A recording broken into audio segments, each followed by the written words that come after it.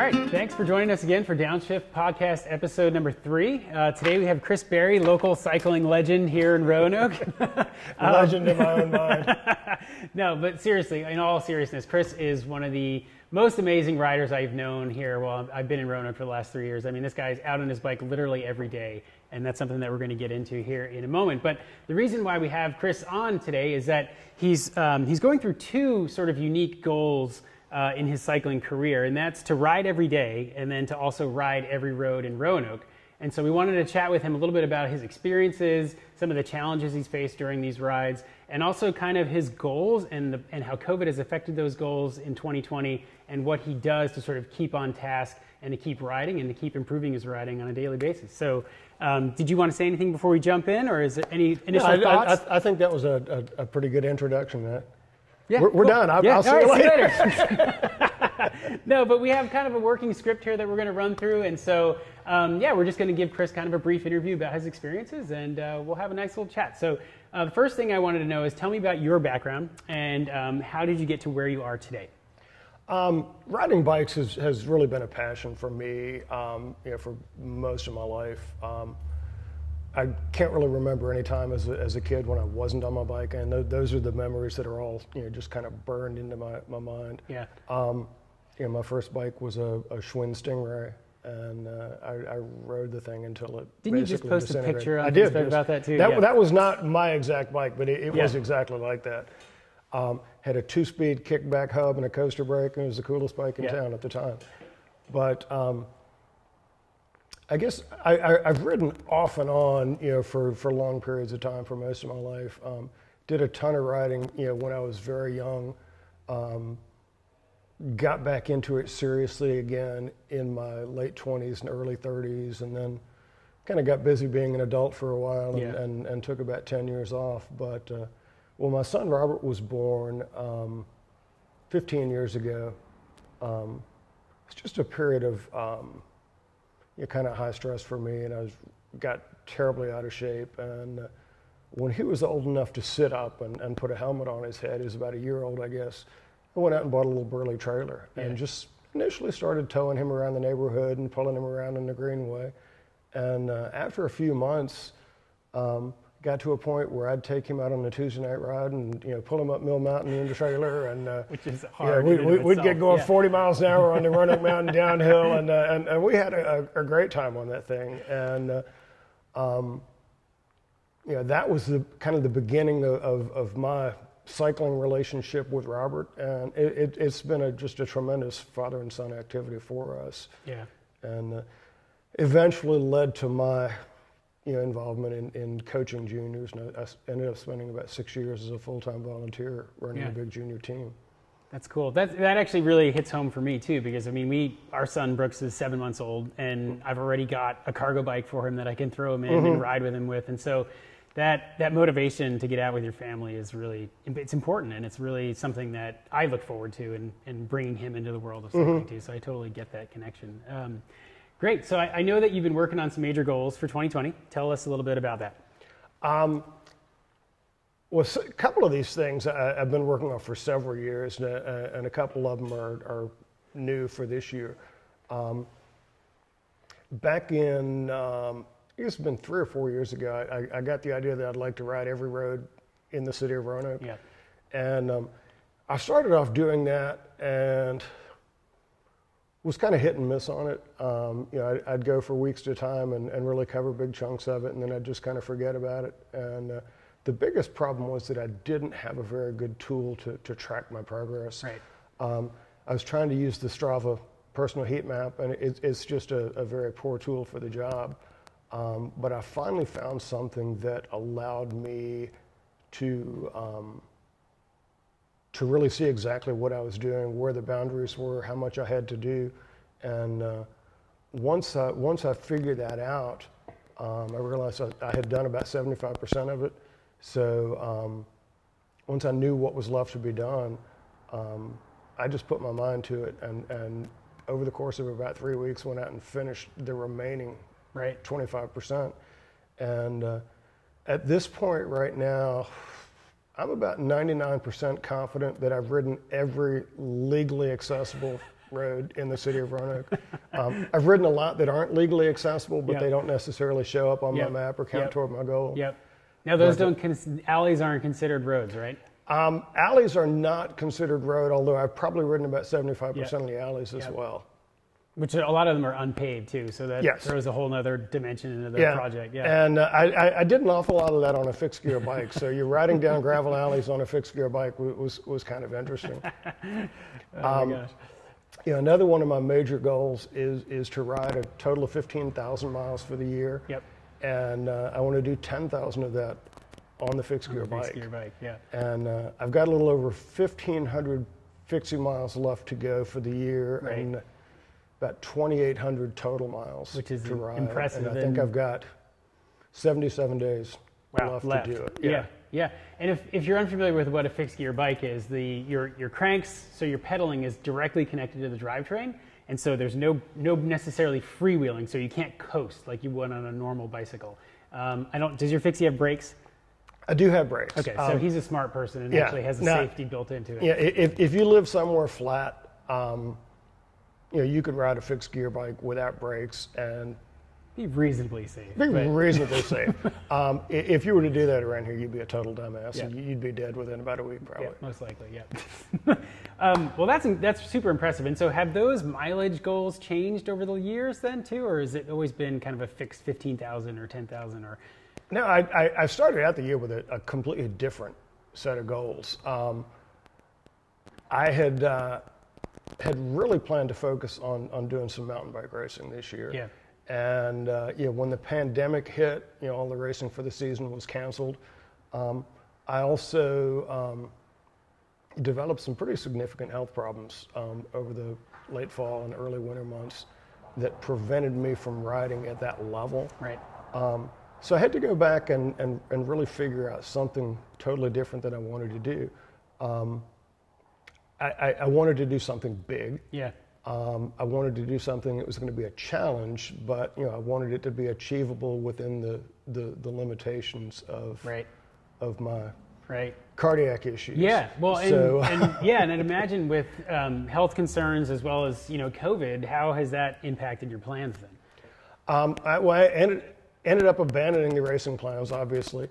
I had also had a goal that I had wanted to ride somewhere that was entirely new to me at least once a week.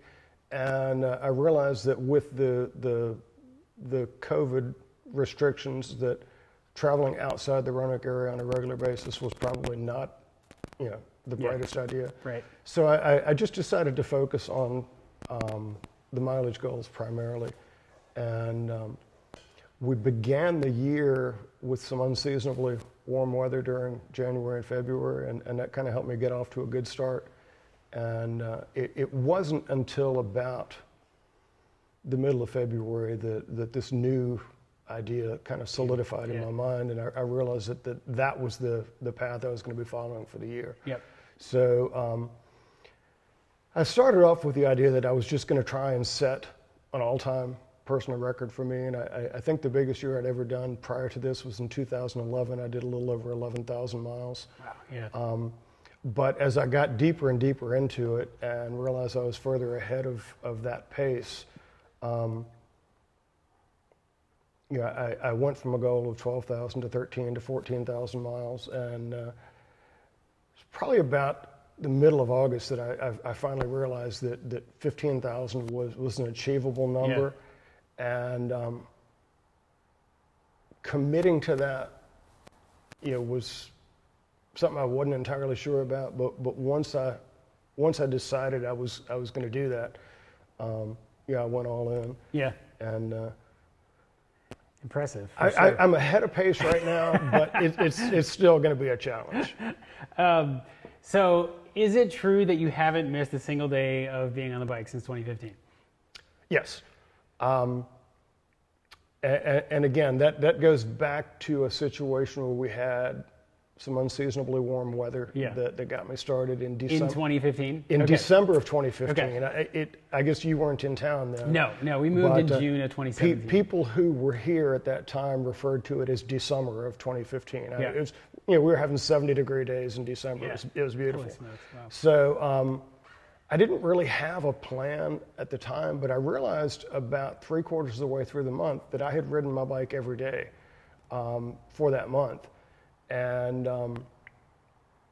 our mutual friend, Rob Islam, had also created the VES 50-day challenge. Oh, wow, I didn't know that. Okay. So I realized going into that, starting on January 1st, I was going to have a 30-day head start on it. Yeah. So I completed that 50-day challenge, and by the time that was over, I had a streak of 80 days going.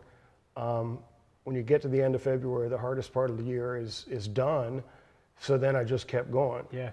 And I kept going and I kept going. Yeah. And I think today will be my 1781st day riding outside without missing a day. And obviously, the weather can get totally snarky, and you just wake up and look outside some days and you're like, do I really have to do this? Oh yeah, and there are days that it's absolutely beautiful, but there are some days that are harder to stay motivated than others. The worst days are when it's 33 degrees and freezing rain, or when it's 9 degrees outside and the wind's blowing 15 miles an hour. Those days are tough. Yep. But once you develop the habit, it's hard not to do it. Yeah. You just get into a certain mindset that you have a certain portion of your day that's what you're supposed to be doing. Yeah. Yeah, I agree. And you just do it. Right. And I mean, from my own standpoint, like I commute to work 99% of the time by bike. And for me, that's rewarding because I don't use a car and I don't burn gas. And it's the same thing. You get into the habit of doing it, you know, and so it just becomes part of your daily routine and you look forward to it. And so, it definitely, so like you said, switch your mindset. Well, and one of the interesting things you learn is that preparation is everything. Having the right equipment and the right apparel is everything. And there's almost no condition that you can't ride a bike in. Right. If you've got the things that you need. Yep. My biggest issue is that I got all my toes frostbitten about 35 years ago when I was in the military. So when I'm outside in real cold temperatures, that's usually my limiting factor. I can stand to be out for about an hour before my toes begin to really ache, and then I have to give it up. Yep. And so that's because the frostbite it sort of damages the nerves or something, and then they're more susceptible, so the circulation in my toes is very poor. Yeah. So I just don't have enough blood flow to maintain any. Yeah. Yeah, and we get, even though we're in the South, we still get some pretty nasty cold winter days. So that can definitely impact your daily riding. Great. All right, so we'll be back here in a second with Chris Berry talking more about his goals and his Ride Every Road project. We'll see you in a minute. All right, welcome back. We're here with Chris Berry, and we're talking about his cycling goals for 2020 and his Ride Every Road project. And so the next question we have is, so how long do you want to keep this up, this riding every day? When I started out, I didn't really have any sort of end date in mind. It was just something I wanted to kind of push myself, see how long I could keep going. But just in the last month or so, I've kind of come to the conclusion that I don't really have much else to prove to myself. I'm kind of done with it. So I think when December 31st rolls around, I may not quit on that day, but I think I'll be ready to let it go. I'll be right around 49,000 miles for that 5-year period. I may decide I want to round up and say I rode 50,000 miles without missing a day. But I'd like to be able to move on and focus on something different for next year. And I've also got some health issues that I've been putting off tending to that I just haven't been able to do since I I can't take a day off. Right. So I think I'm ready to take that time off and maybe focus on something different next year. Right. Well, that's, I mean, that would be a big five years is enough. Yeah, and I mean, I feel like you're going to be bored maybe after you decide to stop. I'll figure out something else to do, and I'm not going to stop riding. Yeah. But I may actually be able to take a day off to do some maintenance on my bike and ride them until they fall apart. So when you're working on these sort of goals, you have obviously a number of different goals that you set for the year. How do you set your priorities, and how do you work towards those goals? Well, for the things I'm focusing on this year, every mile that I ride counts toward the total. So the biggest thing that I have to keep in mind as I get to this point is that as we get deeper into the year, the weather becomes more unpredictable. Yeah. So right now, my primary focus is to knock out the 10,000 fixed gear miles as quickly as I can, just because once December rolls around, it's usually a lot easier to ride in the woods, stay out of the wind where it's a little bit warmer. Can't take the fixed gear bike off road. Right. I can't rack up great big miles in the woods. So I think I can finish up that portion of it probably by mid to late November. And then I need to get myself to a point where I probably only have about 700 or 800 miles left to go by December 1st. And then if the weather does turn really bad, that number would be achievable. If I have much more left than that, it's going to be a real challenge, to get it done. Yeah. Yeah, I would think that like being able to shift to, like you're saying, like ride in the woods is helpful because it can accommodate the need, but like if you can't reach the mileage goals, then it's a tough thing to and when I decided to go for this earlier in the year, one of the things that meant is that I pretty much had to give up mountain biking for the year. Right. In the previous several years, I probably spent half my time on a mountain bike. This year, I probably spent 95% of my time riding on the road, just because that's the only way it's possible to rack up the miles that I need to do. To be able to get it, yeah. Do you ever, like, I know myself included, like I like a lot of different I like mountain biking, I like road biking, I like gravel, and so if you could pick one bike to ride for the rest of your life, what would that be? It's hard, and this year especially, I've kind of gotten addicted to the fixed gear bike. Yeah, it's just the pure simplicity of it is so appealing to me. I've always ridden really nice bikes.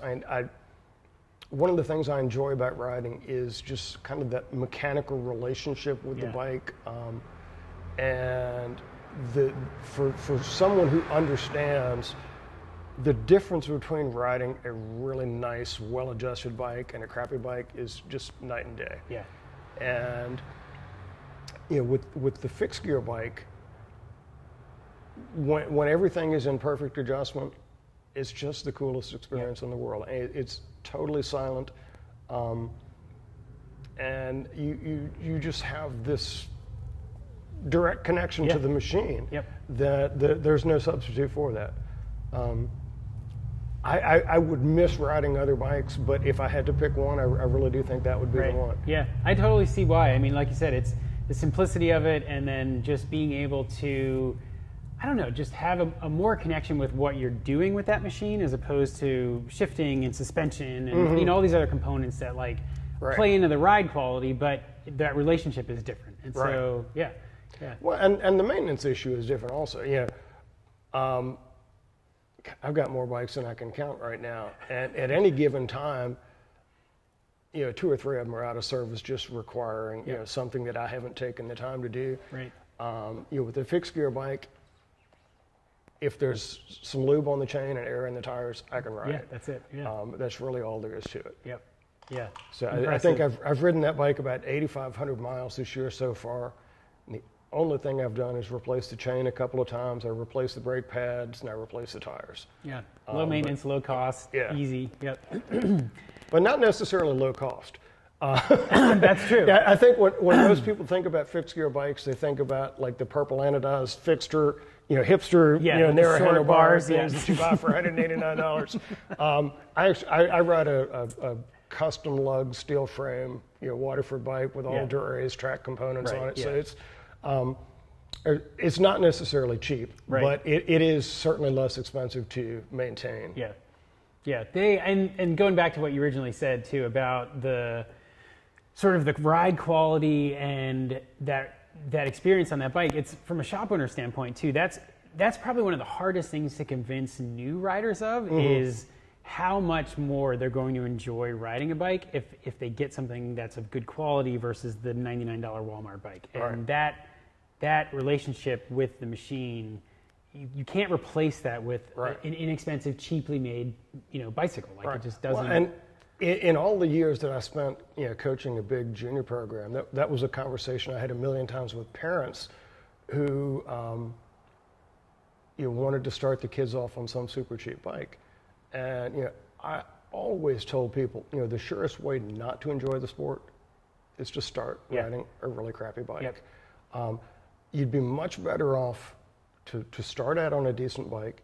If it turns out that you don't enjoy it, that bike has some resale value, you can get rid of it. If you start out with a crappy bike, one, you're not going to enjoy riding it. Two, it will have no residual value when you're done with it. So, I think, as a consumer and as a bike shop owner, that's important points for people to know.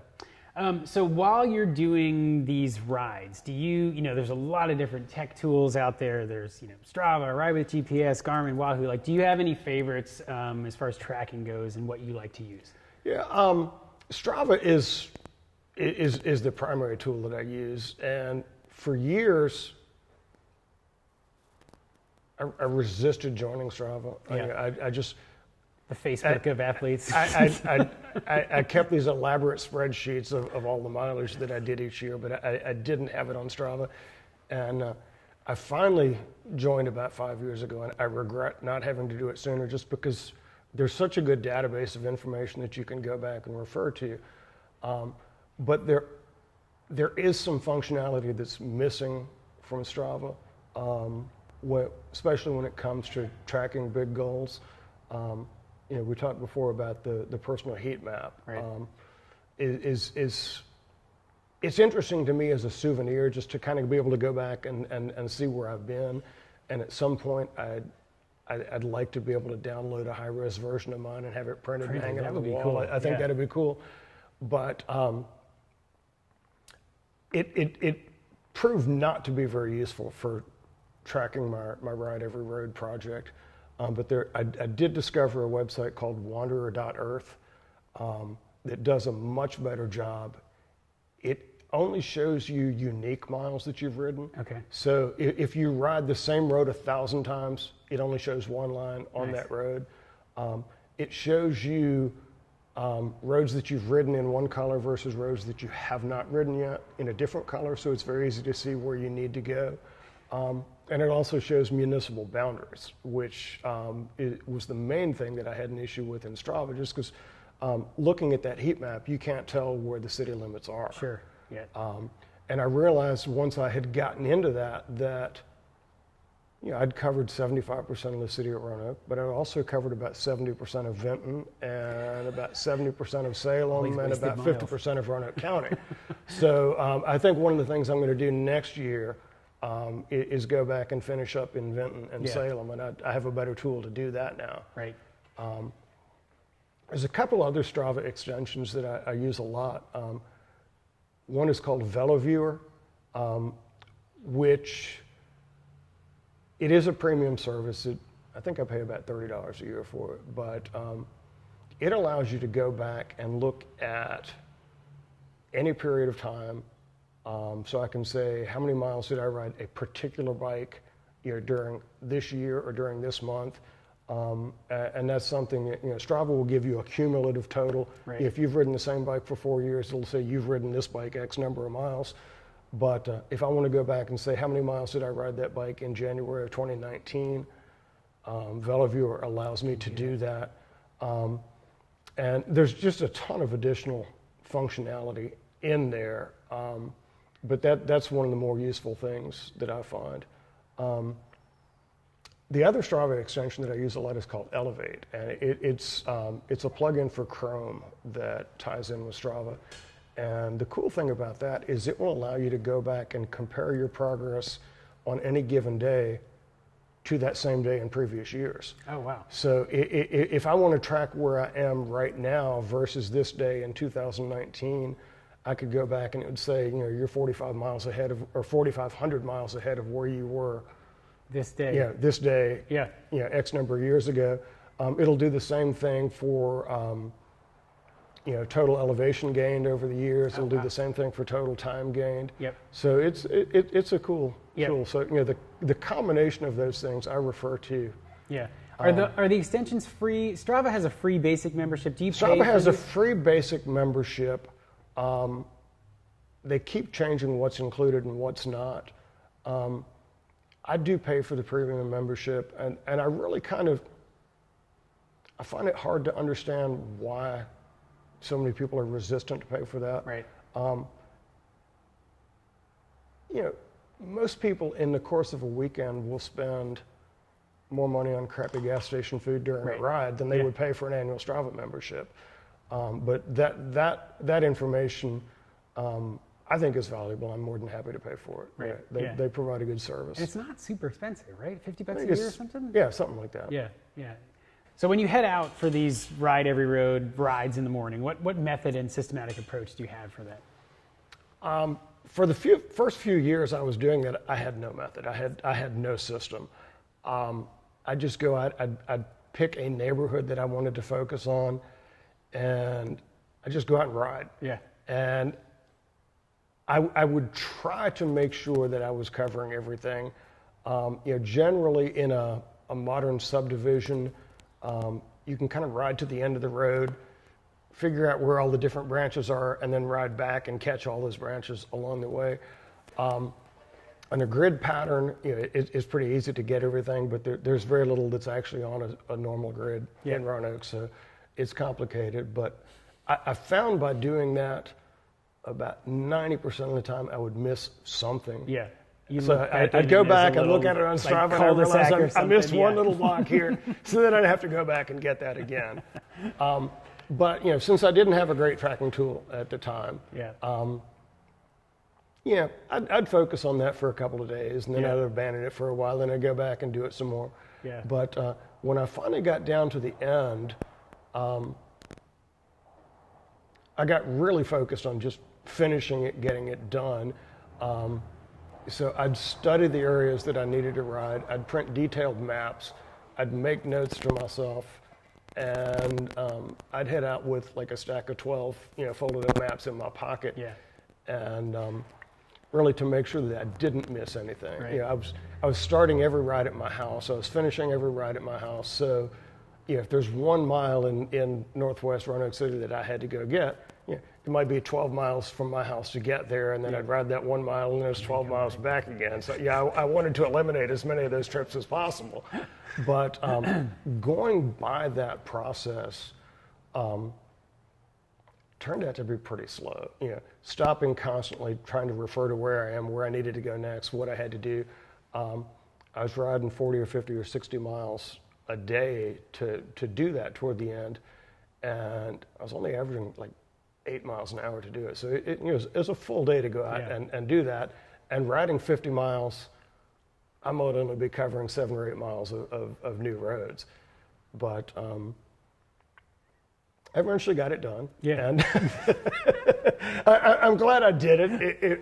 If someone asked me if I would do it again, knowing what I know now, I could probably knock the whole thing out in 3 months instead of 3 years. I would imagine that over the course of this whole thing, you've learned a lot about navigating and route building and planning and sort of how to get from one point to the next efficiently. Yeah, it has definitely allowed me to create some more interesting routes on just my daily rides around town. I'm going places I never knew existed before. Discovered a lot of things that I never knew about. But I think like most people, before I did this, I tended to stick to main roads to go wherever I needed to go. You just pass by side streets without thinking about them or without having any real sense of where they went. And now when I get on my bike or when I get in my car, I felt a much better sense of how the city connects and where all the good shortcuts are. One of the things I discovered is that the neighborhoods in Roanoke all look pretty much the same. The affluent neighborhoods, there's a certain architectural style that you can expect. The working class neighborhoods all look the same. The low income neighborhoods all look the same.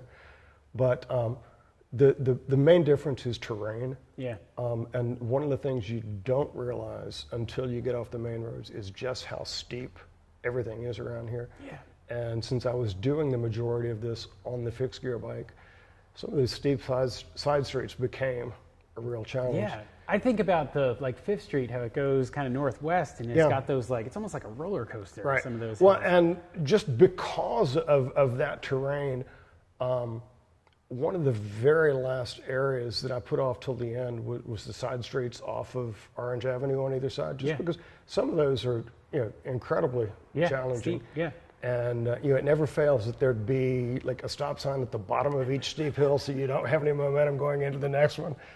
But I did probably 75% of the city on the fixed gear bike, and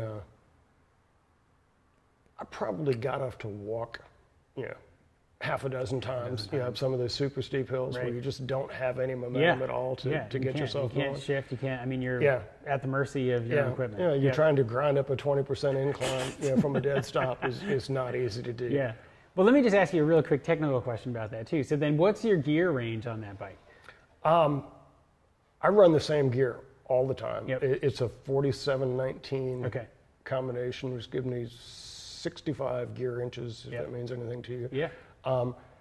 At 90 RPM cadence, I'm cruising about 17 miles an hour in the flat. Yeah.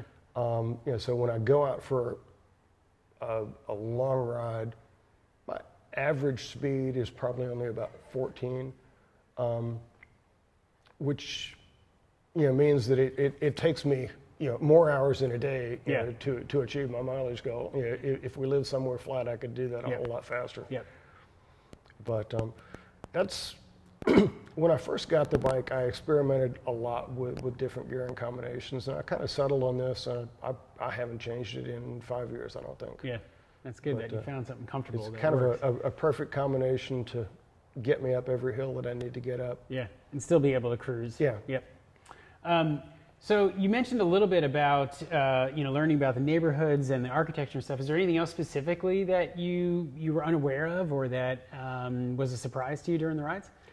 I think the most interesting thing, everybody's been kind of hyper aware of race relations in the country this year, and there's a ton of diversity in Roanoke. There's a lot of low-income neighborhoods in Roanoke, but there's never any place that I went that I ever felt uncomfortable or unwelcome. Some of the friendliest places, where people would wave to me from their porches or the front yards whenever I went by, were in parts of town that most people would never venture into. Right. So I thought that was refreshing. Yeah, I think it is. It's an interesting. For me, the same kind of thing. Like I really enjoy riding my bike all over Roanoke too, and I also have never felt afraid, but it just makes you think about why these sort of boundaries exist and why people are hesitant to go in these places. And I think being on a bike, I don't know, it connects you a little bit better to that neighborhood, as opposed to being in your car. You see things you wouldn't normally see, you experience things you wouldn't normally experience. I remember I had this great experience riding through. I don't know if it's considered southeast. It's over by do you know where the Tinker Creek Greenway comes out onto Wise? Yeah. So along that straightaway, there were some little kids in one of the apartment complexes, and we were riding our bikes past, and they saw us, and they took off sprinting to the roadway from their porch, and they just stood there with their hands out and slapped. We gave them high fives as we rode by, and that was just so cool. Yeah, I see stuff like that all over town, and that's one of the things that gives me a lot of pleasure in just getting out every day and it's just so fun. It's so fun to see and experience that kind of stuff that you don't see it in a car, unless and I really enjoy that. So talking more about the mileage goals and the Ride Every Road project, like, do you have specific strategies to complete these goals? Yeah, you really have to. When you start talking about a number as big as 15,000 miles, you have to break that down into daily and weekly and monthly goals. If 15,000 miles works out to 41 miles a day every single day. Yep. So you can't afford to fall behind at any point. If I miss a day today, it means I got to ride 82 miles tomorrow. Yeah. If I miss 2 days, I got to ride 123 miles the next day. So, you know, I have to stay on top of it. So consistency is really the key. If you were to go back and look at all of my activities for the year, I've only ridden 2 rides over 100 miles. But I've also had very few days where I've been under 30 miles. So, you know, the bulk of it is, you know, 40, 50, 60 mile chunks at a time.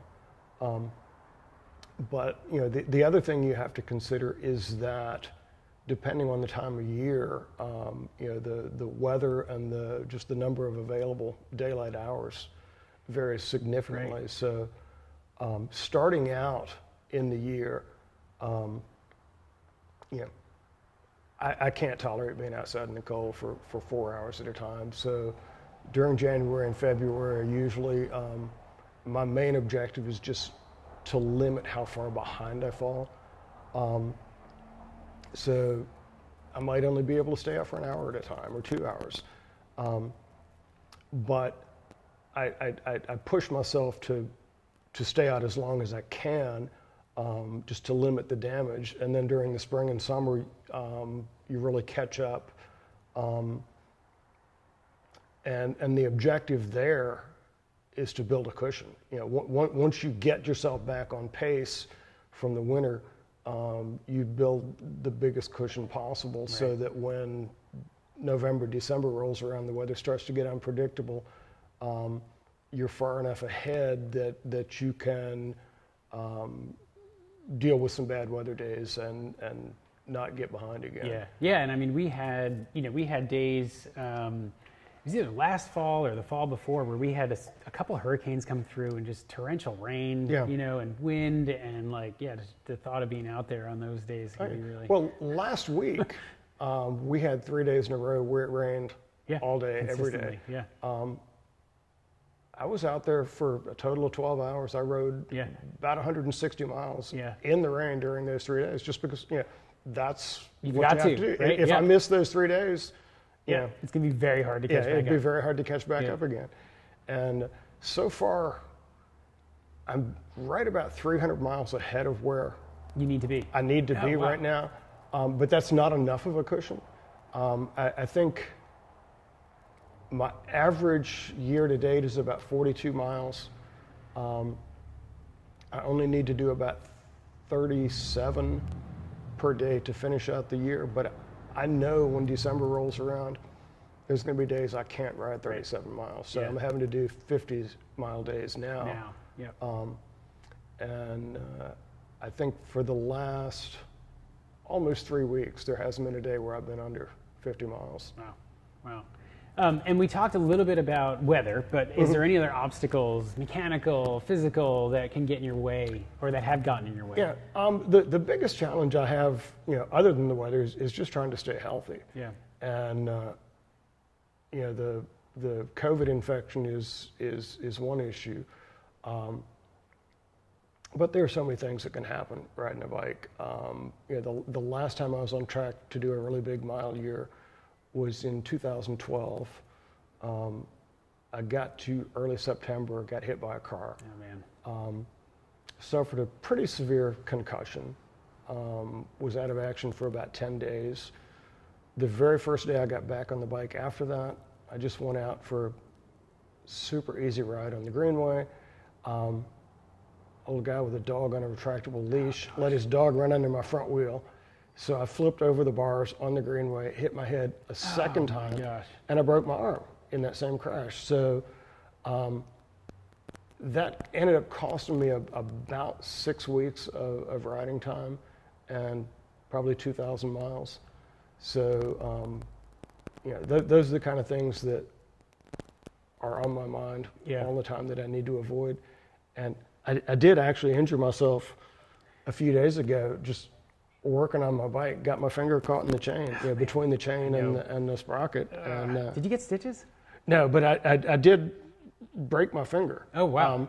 I have seen an orthopedic specialist, Yeah. and they said there's not much they can do for it. Right. But that could have easily cut my finger off and put an end to the whole thing. Yeah, seriously. Yeah, that's a painful injury too, right on the tip of your finger like that. I know. Are you familiar with Parks and Rec's kind of new initiative to remind people of their etiquette Yes. on the Greenway, which they have some dog leash signs, I think in particular, to kind of address that. Because I know several people have said that that's probably one of the most dangerous things on the Greenway are people with retractable leashes. I live just a few hundred yards from the Roanoke River Greenway, so I ride it every single day. Yep. And some of the things you see out there are just kind of mind-boggling. People don't have a whole lot of sense. When it comes to dogs, when it comes to very small children on tricycles, mom might stop and take a phone call and the kid rides off. And back and forth. Lots of hazards out there that you have to be mindful of. There was a gentleman yesterday who was on like a 25cc, gas-powered thing that was just ripping by everybody, loud as hell, Yeah, And I see him out there on a regular basis. It's like, what are you doing? So the last thing we had to talk about is like, this is an impressive list of goals, and primarily the ride every day and the mileage goals. So like, there's a bit of personal accountability there, and so how do you stay motivated to that? Like, what's the biggest thing that keeps you riding?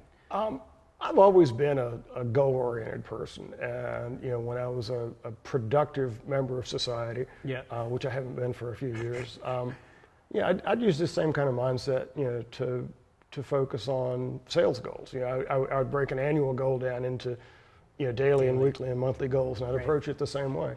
And I get a lot of satisfaction just from achieving a hard task. So that kind of keeps me going. But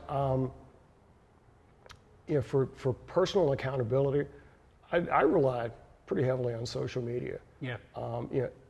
If I tell myself that I'm going to do something, I'll generally do it.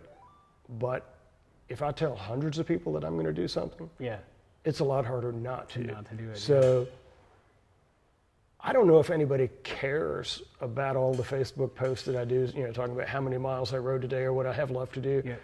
But I do that just, for the accountability factor. Right. If other people see that and other people occasionally remind me of it or ask me how it's going, it's a whole lot easier or it's a whole lot harder not to follow through on it than if I just do that myself. Yeah. And one of the things I always did as a coach, I would talk about the importance of goal setting with the kids, and especially the kids who were training to race. I would ask them to write down specific goals that they had for an individual event or for a season, and just to post that on their bedroom door so they'd see it every day. And I also ask them to take a picture of it and send it to me. So I've got this big collection of photos of kids' goals written on their walls. Yeah. And I would go back and remind them about that on a pretty regular basis. Yeah. So having someone else, to help hold you accountable makes a big difference. And I agree. I think writing it down is a big thing for people. Because a lot of people get an idea or they work towards something and then they don't, it's not in their front of their memory. And so being able to see it, whether it's on Facebook or, on a piece of paper. And I think, a lot of people, especially on Strava, they'll set an annual mileage goal just because that's a feature there and they do it. But then they never pay attention to it. They never follow up on it. Or they never really stop to think about what it means. Like if you say, I'm going to ride 5,000 miles this year, you need to really think about that and figure out, what does this mean on a daily basis? What does this mean on a weekly basis? Because if you don't do that, you're never going to achieve it. Yep. Very, very cool. Any other final thoughts before we wrap up? I think that's about it. Yeah, so we'll post in the comments of this video a link to, I think your Strava profile is public, I would imagine? Yes. Right? So we can post Chris's Strava profile and then maybe some heat maps of some of the stuff that he's done too, just so you can check it out. But thank you so much, Chris Berry. Yeah. Well, thank you. Appreciate your time. Thanks Yes, for coming sir. on the show. Enjoyed it. Yeah, enjoyed I think that that's ride. the first time I've shaken somebody's hand since March. I know. Now I got to go and sanitize it.